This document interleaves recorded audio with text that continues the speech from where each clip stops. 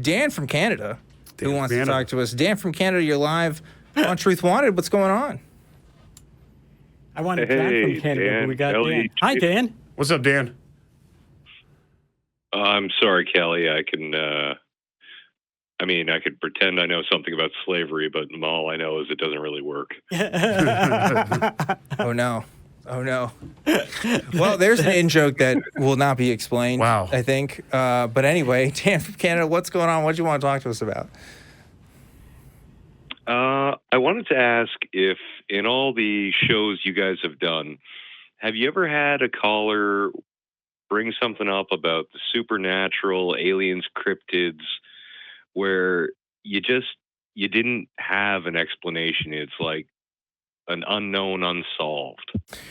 There's two things that happen when it comes to those kinds of calls. There's one where it's like, okay, I have some familiarity with this, or at least I've read the Wikipedia article once about something, or I saw something on YouTube about it or something. So like I can talk somewhat competently, and maybe I'm like Googling stuff while they're talking, like, you know, trying to like refresh myself on things. And then there's some stuff where it's just like, I've never heard of this before, and I'm not really prepared to talk about it extensively, you know? So like sometimes it's just a lack of preparation. Like with Christian stuff, I'm, been doing this long enough to where I've heard most of the things that call in, and I've heard other people talk about the stuff that calls in. But with the supernatural alien stuff, I mean, that stuff's endless.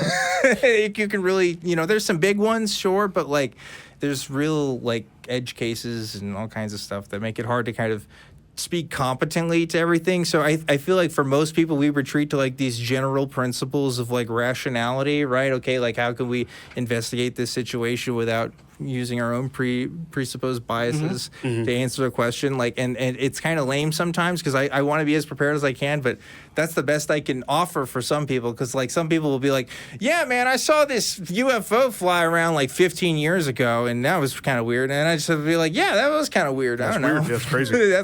That's crazy, bro. That's tell me more or not. Hey, Dan, you and I have talked quite a bit, and I think I have told you about ghost experiences that I've had that I cannot explain. Yeah. And I know, and I'm pretty sure you have had some of those experiences yourself. So, I mean, it's not just limited to callers calling in with stuff. It's stuff that I have actually experienced. I have no explanation for. I mean, I was literally going to bring up the same point. I can only think of, and it's funny, I had nothing happen to me when I was religious. And we were part of a very demon fighting home church thing we were talking about earlier. But I've had two experiences, and I can remember them, and I remember it happening, and I can't explain it. And it was some pretty crazy shit, And one of them, I was there by myself. The other one, there was two other people there. And I so a picture starts swinging on a wall on its own. Okay, that was fucking crazy. And then like the whole people talk about orbs, like a thing went in between me, the drummer of my current band that I play in, the Burden, James, and then my other roommate, I don't know if she wants me to use her name, went in between us, went by a fucking radio that was listening to Robert Johnson, of course, and then as it goes through, the light flickers, the radio flickers, and then it goes through the wall, and then it stops. Wow. I mean, it's Have you considered that maybe you're a psychic? Or maybe it was just the spirit of Robert Johnson. Yeah, maybe, or we were definitely not partaking in any types of substances. Yeah. Were you at a crossroads? We were in Montrose in Houston, so there's a lot of crossroads. You see what I mean? We just have to ask Jason questions and just assume he's telling us the truth, because he could be making all this up. No, really. Right I mean, it's completely like I was in my apartment on Grouse Yeah. Stark. It was like 2007. I was after one of my roommates came home, and she was eating some fries, and I was sitting there with James after he got off toward Die Young. I mean, I know where I was. It was a thing. And the fucking orb, Robert Johnson, and then it happened. That's it. Go. I can't fucking explain that. I don't believe in shit. I'm convinced there are no gods, so yeah, that happened. I will say, out of all the arguments that people have presented on here for things, generally the supernatural alien stuff is probably the least convincing stuff that I usually hear. personally. I don't know about you guys, but yeah. But even like personal experience, like I can grant you had a personal experience. I've had weird shit happen. Yeah. But like if you can't demonstrate it, you can't repeat it. All you got to be is like, oh, that's some fucking. It's just some weird shit. Yeah. Yeah. Yeah. At least like with Christianity, there's like one book you can look at. You know, with alien stuff, there's like there's not a collective body of work. Yeah. There's not an anthology, you know. Well, I mean, at the point of Christianity, you know, with capitalism, we've kind of have Some people don't even know about phantom kangaroos. I guess so. I guess so. carnivorous even. Carnivorous. Fucking carnivorous. Yeah, they'll get you. What about you, Dan? You have anything? That's a horrifying idea. They're already scary as it is. It's true. What about you? Have you had some shit happen that you can't explain? Dan? Well, yeah, but after talking to Dan, my first thought is, well, maybe it is explainable. And then I start listing off all the reasons that it might not be what I thought it was. And, well, it's just a disappointing experience now. Thought I saw a ghost, but Well, then why? I just know I was tired and hallucinating. That's cool. I mean, what makes that disappointing? I mean, I've definitely never Thank you. taken psychedelics. Yeah. You know? And that gives you an open window to start exploring what a tired mind can do and find out exactly what it did so you Yeah. can learn something new. And that's always a good thing, right? It's interesting.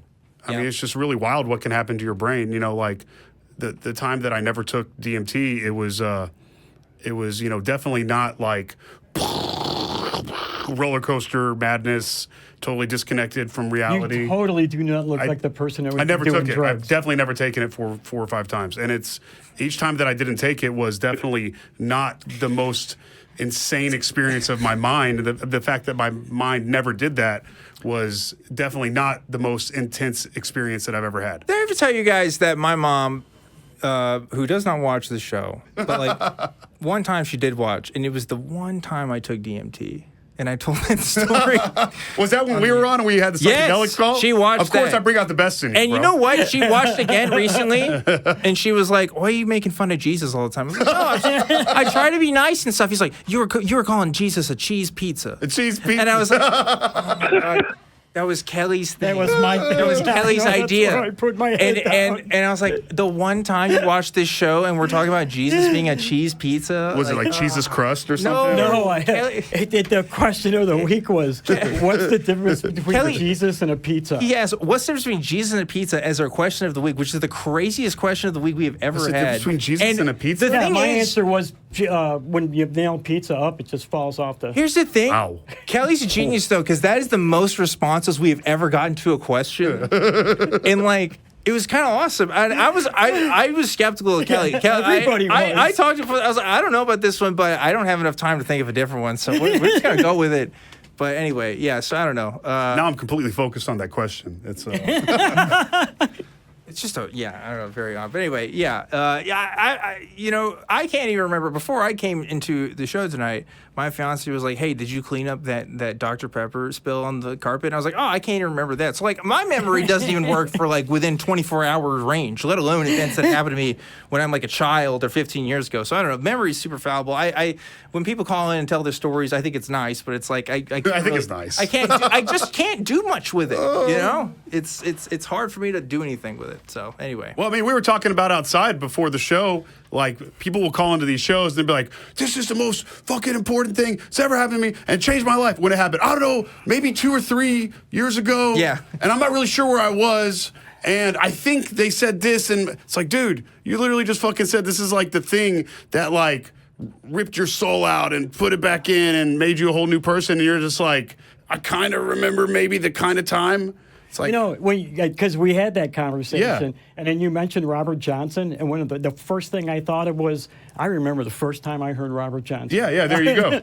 Yeah, no, that's what I'm saying. And you can put it into place. It's like, if the thing that changed your fucking essence of self, you know, you can't even remember how old you were.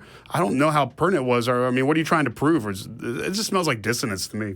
So, Yeah, I don't know. Dan, did we answer your question? we're saying a lot of shit. I think you did. All right. I'll take it.